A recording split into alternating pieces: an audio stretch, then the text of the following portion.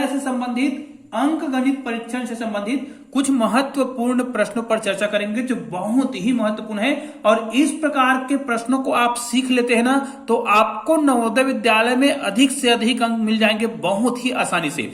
आप सभी जानते हैं कि अंक गणित से 20 प्रश्न पूछे जाते हैं जो 25 नंबर के होते हैं और ये बहुत ही महत्वपूर्ण होते हैं क्योंकि मानसिक परीक्षण को तो सभी लोग बना लेते हैं, भाषा परीक्षण को बना लेते हैं, लेकिन गणित में कहीं ना कहीं पिछड़ जाते हैं जिस कारण से उसके अच्छे अंक नहीं आ पाते हैं। तो आइए आज के कुछ महत्वपूर्ण प्रश्न पर चर्चा करते हैं। सबसे पहले प्रश्न आप ऊपर में देख सकते हैं, यहां पर स्पष्ट रूप से लिखा हुआ है जब ऋण 1 को ऋण 1 से 100 बार गुना किया जाए तो क्या होगा, उसका गुणनफल क्या होगा। तो आइए दोस्तों इस प्रश्न को हम बहुत ही आसानी से हल करने का प्रयास करते हैं। ध्यान दीजिए आपके प्रश्न में 4 ऑप्शन दिए होंगे, लेकिन आपको ऑप्शन दिया हो ना दिया हो आपको प्रश्नों को बनाने आना चाहिए, फिर चारों ऑप्शन में कोई भी ऑप्शन को आप बहुत ही आसानी से बना सकते हैं।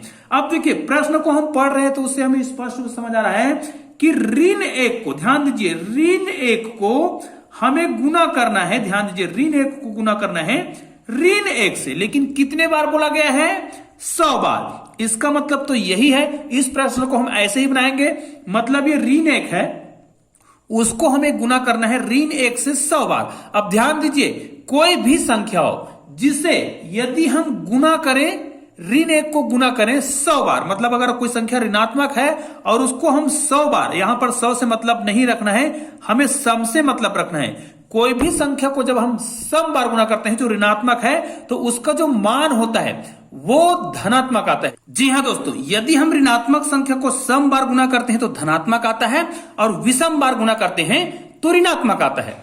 अब यहां पर ध्यान देना है कि ऋण 1 को यदि हम 100 बार गुना करें, मतलब सम बार गुना करें तो धनात्मक आएगा, मतलब ऋण 1 को गुना करेंगे 1 से, मतलब हमारा उत्तर आएगा ऋण 1 और ये बिल्कुल सही है।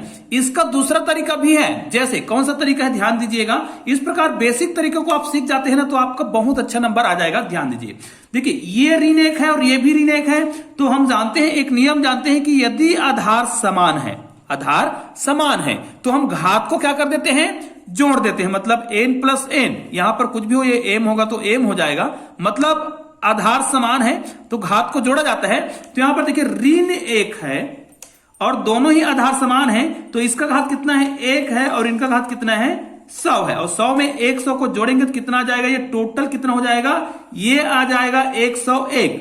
अब मैंने अभी आपको बताया है जब किसी ऋणात्मक संख्या का जो घात है वो विषम संख्या है तो आंसर क्या आएगा, हमेशा ऋणात्मक। तो इस तरीके से भी आप इसका मान निकाल सकते हैं। अब आपके पास जो भी ऑप्शन दिया रहेगा A, B, C या D, तो बहुत आसानी से आप किसी भी ऑप्शन को चयन कर सकते हैं। तो आइए अगला प्रश्न देखते हैं। दोस्तों ऊपर में आप एक प्रश्न देख सकते हैं जिसमें स्पष्ट रूप से लिखा है कि 150% बराबर है। किसका बराबर है भाई, तो भाई सिंपल से आपको क्या करना है 150 लिख देना है और ये प्रतिशत, और प्रतिशत का मतलब हम जानते हैं, क्या जानते हैं 150 लिखेंगे, गुणित करेंगे और 1/100 करेंगे, ये हो गया इनका प्रतिशत। अब ये किसके बराबर है पूछा गया है, आपको 4 ऑप्शन दिए होंगे लेकिन आपको ऑप्शन की भी आवश्यकता नहीं पड़ेगी, आप 0 को कटाइएगा। अब 15 को 10 से भाग देंगे ना तो इसका आंसर आएगा 1.5। अब जो भी ऑप्शन में दिया रहेगा उसको आप टिक मार्क कर दीजिएगा। कितना सरल है ना। आइए अगला प्रश्न देखते हैं। एक प्रश्न होता है जो बहुत ही महत्वपूर्ण है, निम्न में से कौन सा कथन सत्य है। जी हाँ दोस्तों, यहां पर आप स्क्रीन में देख सकते हैं कि निम्न में से कौन सा कथन सत्य है। 0 एक विषम संख्या है, या 0 एक सम संख्या है, या 0 एक अभाज्य संख्या है, या फिर 0 न तो विषम संख्या है और ना ही सम संख्या है। तो इनमें से कौन से ऑप्शन सही है। ध्यान दीजिए दोस्तों, ये प्रश्न बहुत ही महत्वपूर्ण है और ये प्रश्न हमेशा पूछे जाते हैं, जिसमें से आपको ध्यान देना है 0 ना तो विषम है और ना ही सम संख्या है। इस प्रश्न को आपको बहुत ही सावधानी पूर्वक बनाना होगा। तो आइए कुछ और प्रश्न देख लेते हैं। जैसे अगर हमें कोई प्रश्न दे जिसमें जैसे लिखा हो, ऊपर में आप प्रश्न देख सकते हैं, जैसे 5045 ग्राम बराबर है, तो ये किसके बराबर होगा। तो भाई आपको 4 ऑप्शन दिए होंगे तो हम इसको डायरेक्ट हल कर लेते हैं, फिर चारों ऑप्शन में कोई भी ऑप्शन को हम क्लिक कर सकते हैं। जैसे हमें प्रश्न में दिया गया है 5045 ग्राम ऐसा लिखा हुआ है। ठीक है, अब इसे हमें बताना होगा किलोग्राम में और ग्राम में बांट के बताना है। तो भाई जो भी संख्या दिया होगा उसको आप 1000 से भाग दे दीजिए, क्योंकि हमको पता है कि 1 kg 1 किलोग्राम में 1000 ग्राम होते हैं। ठीक है, और ये टोटल ग्राम में लिखा है, मतलब 5000 ग्राम तो ऐसे है। अब भैया यहां पर देखिए 1000 ग्राम बराबर 1 किलोग्राम होता है, इसका मतलब 5000 ग्राम लिखा है, मतलब 5 किलो तो होगा ही। आपके ऑप्शन में 50 kg भी दिया रहेगा, लेकिन भाई आपको सावधानी पूर्वक बनाना है। आपको पता है जब इसको आप भाग देंगे ना तो जितने जीरो होते हैं उतने दशमलव यहां पर हट जाएंगे, सरक जाएंगे।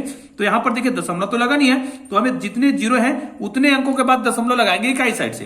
तो इकाई, दहाई, सैकड़ा यहां पर लग जाएगा दशमलव, मतलब ये 5.045 लिखा है, ये वाला ग्राम बनाएगा और ये क्या बनाएगा, किलोग्राम। तो इसको हम किस रूप में लिखेंगे, तो ये भाई हम इसको लिखेंगे 5 kg, मतलब 5 किलोग्राम। और कितना होगा, यहां पर आपको लिखना पड़ेगा 45 ग्राम। जी हां दोस्तों, तो इस प्रकार से आप किसी प्रश्न के उत्तर को बहुत ही आसानी से दे सकते हैं। तो इस प्रकार के प्रश्नों को समझने की आवश्यकता होती है। इस प्रकार के प्रश्न बहुत ही शानदार होते हैं और बहुत ही महत्वपूर्ण होते हैं। आइए अगला प्रश्न देखते हैं। दोस्तों ऊपर में आपको एक प्रश्न दिखाई दे रहा है जिसमें 5 के स्थानीय मूल्यों का योग क्या होगा यह पूछा गया है, लेकिन आपको ध्यान देना है इस प्रश्न में 5 2 बार आया है। तो इस प्रश्न को हम पहले लिख लेते हैं, जैसे 5 8 4 3 5 6। यहां पर 5 2 बार आया है, देखिए यहां पर आया है और यहां पर आया है, लेकिन यहां पर केवल 5 के स्थानीय मूल्यों का ही योग पूछा गया है। इसलिए हम इसका जब स्थानीय मान निकालेंगे तो केवल 5 आया है उनका स्थानीय मान निकालेंगे। तो इसका हमें स्थानीय मान निकालना है, तो ये 5 लिखेंगे, उसके बाद 1 2 3 4 5 जीरो लगा देंगे, तो 1 2 3 4 और 5 जीरो। उसके बाद 5 यहां पर आया है, तो यहां पर भी हम उसका क्या निकालेंगे, स्थानीय मान निकालेंगे। लेकिन 5 के बाद केवल एक संख्या है, तो यहां पर इसको हम लिखेंगे और ये जीरो लगाएंगे। इनका योग ही पूछा गया है। क्या पूछा गया है, 5 के स्थानीय मूल्यों का योग पूछा गया है। तो भाई इनको आप जोड़िए, ये जुड़ जाएगा जुड़ जाएगा जुड़ जाएगा जुड़ जाएगा, और ये आपका आंसर आ गया है। ध्यान दीजिए, इस प्रकार के प्रश्नों को बहुत ही सावधानी पूर्वक बनाना चाहिए। आइए एक और प्रश्न देखते हैं जो बहुत ही महत्वपूर्ण है और यह प्रश्न हमेशा पूछा जाता है।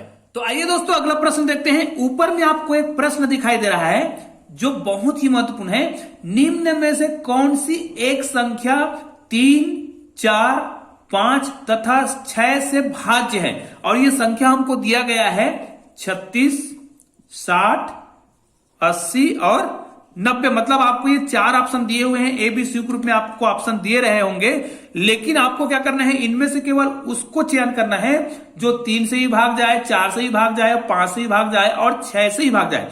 तो निश्चित रूप से ये वाली जो संख्या है वो 3 से तो भाग जाता है, 4 से भी भाग जाता है और 6 से भी भाग जाएगा, लेकिन भाई ये 5 से भाग नहीं जाता है, तो ये वाला तो कैंसिल हो गया।